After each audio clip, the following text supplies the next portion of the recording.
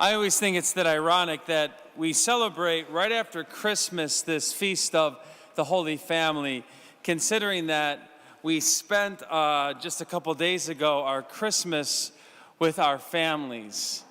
And I'm guessing if there's any adjective you could describe for your family, at least I speak for myself, it wouldn't be the adjective holy to describe my family.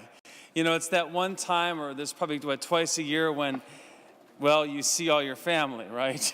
And includes the crazy uncles, the crazy cousins, you know what I mean. I could come up with a lot of adjectives to describe my family when we all gather, but it ain't holy. So, but today we have the Holy Family. And I think the fact that we have this celebration to honor and to focus our attention on the Holy Family is an occasion for us to contemplate not only what a Holy Family is, but also what holiness is in general. So really quickly, number one, when it comes to holiness, I think we can get the idea that holiness equals some sort of idealism, some sort of perfect picture, and you fill in the blank. Maybe holiness means that you have complete when it comes to being healthy mentally. That's not necessarily the case. I went on a retreat once when I was a deacon, and Father Benedict Rochelle was a famous spiritual director for the Archdiocese in New York, and he explained to us that the problem today is we often equate holiness with mental health. He says, the saint I'm named after, Saint Benedict of some Franciscan, I don't know his name, he goes, he was certifiably crazy, absolutely nuts. That's what Benedict says. And he says, and I'm not joking, he had very severe mental illness. But he looked at us, he said, but the little that he had, he gave to Jesus. That's what he said. I'm like, oh. So, and I know a lot of people who have a lot of mental illness that are holier than I am, I'll be honest, through my time as a priest. Sometimes we think you have to have everything put together right, that you don't have any brokenness in your past. And that was blown away from me when I was a young seminarian. We do field ed, and one of the field eds was the AA group, and I'd never been to an AA meeting in my life. And I went there a couple times to the same group, and I was fascinated by some of the people in this group who had been sober for years and years. Now, their stories were ones of brokenness, of suffering, alienation, even now from those that they loved. But it didn't take me long to realize, you know, these people are holier than I am. You know, I'm not part of AA, I'm not part of NA, but nonetheless, holiness doesn't seem to be that picture perfect. All right, if that's the case with holiness in general, it certainly is the case with holiness and families. What is the problem? We think that today's feast is the feast of the perfect family. It's not. Today's the feast of the Holy Family. You got that?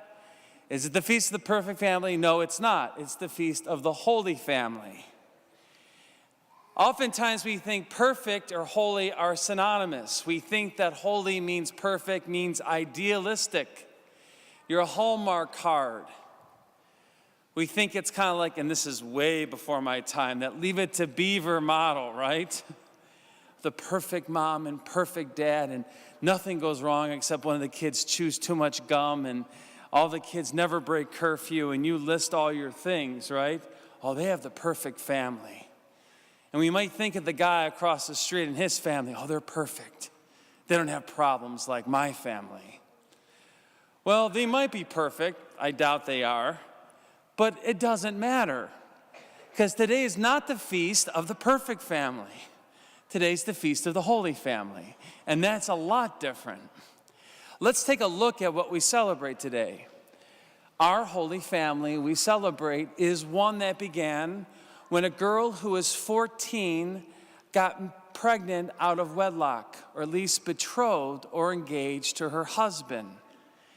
Is that an ideal situation? A teen pregnancy.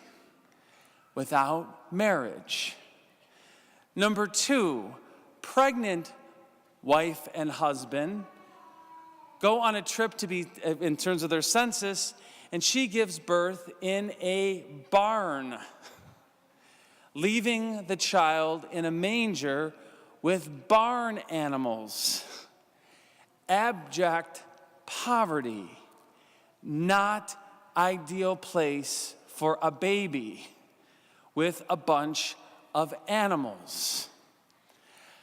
Soon after that, some maniac dictator chases them out, kills the boys in their town, and they're forced to do what? Go to Egypt. So now we have a situation of a family where the boys really born to a teen girl in complete poverty, and now they become refugees heading down to Egypt. And then we have today's story where the boy turns 12, they go to Jerusalem as is the custom, and then he gets lost for 4 days. Now, I was lost once at Parmatown Mall for a half hour. It was pretty dramatic. That was a half hour.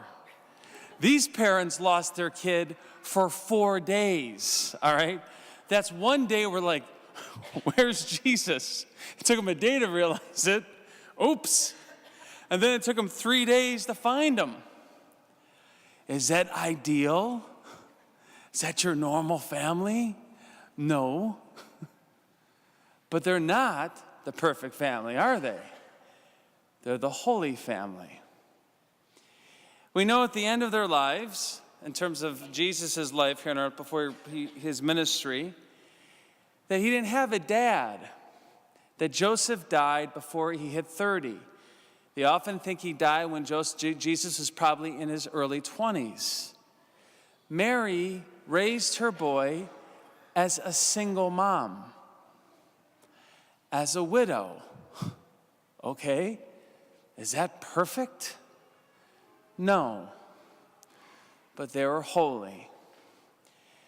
So what is it that we celebrate today? It's not a perfect family, it's a holy family. And maybe, as I went through their lives, that registers with you. Maybe ourselves or those that are close, marriages or children out of wedlock. Maybe we are down as a family when it comes to money. Maybe we've experienced alienation. Maybe we've lost our kids, not just simply physically at Parmatown Mall, or my brother once got lost at Cedar Point. That's a little more dramatic than Parmatown Mall. But lost that they don't come home, no longer part of our lives. Maybe we're single families. Maybe we have moms out there, dads that are doing it on their own. I don't know what it is. But it doesn't mean that somehow your family can't be holy. That's what today's feast is all about. Benedict Rochelle said, whatever we have, we give to Jesus. But I think in a more exact way, what we can say is what makes them holy is this holy family always made room for God. It's interesting when you have a family, when you're preparing for a new little one. I've seen this with my siblings. The anticipation's there. And of course, we get the room ready for the first baby, right? Get the room ready. We have baby showers. Because we know that there needs to be a space for this little one. And cribs go up, and we have swings, and we're getting ready for that moment. And then we know when the baby is born, life is changed forever. There is now a brand new member that at first was not there, is now there. And you know what happens? You know what happens. Life is completely disrupted. Your sleep's disrupted. Your home is disrupted. You have to start baby-proofing things. Things change when you invite a new life into your home. And we know it's not just there, but moving onward, when we have more and more people and the table, the leaf goes in, and the leaf goes in, and it gets bigger and bigger, that our families change, but there is room for a new person. When it comes to the Holy Family, it wasn't a symbolic or figurative welcoming of God. He literally, physically became a member of a family.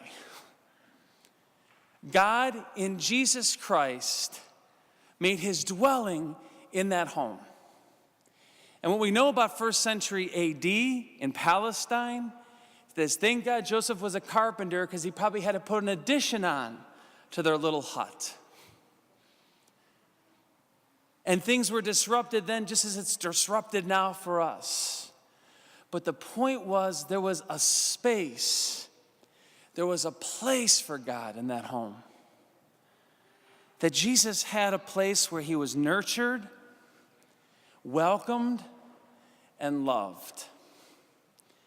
It wasn't perfect, but it was holy.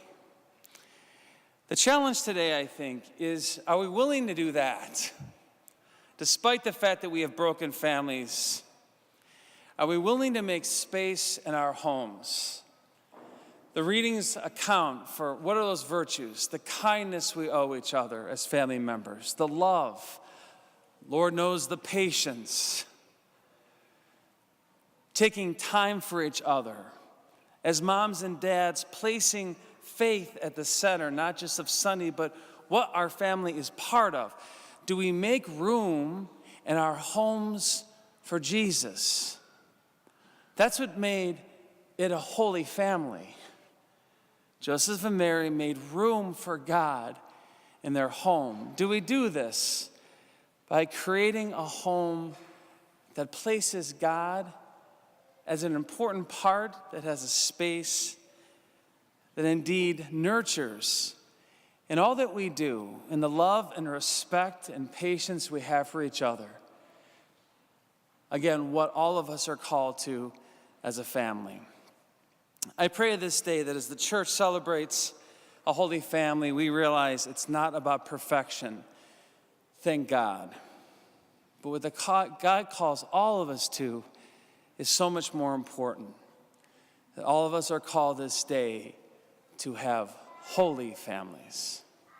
Amen.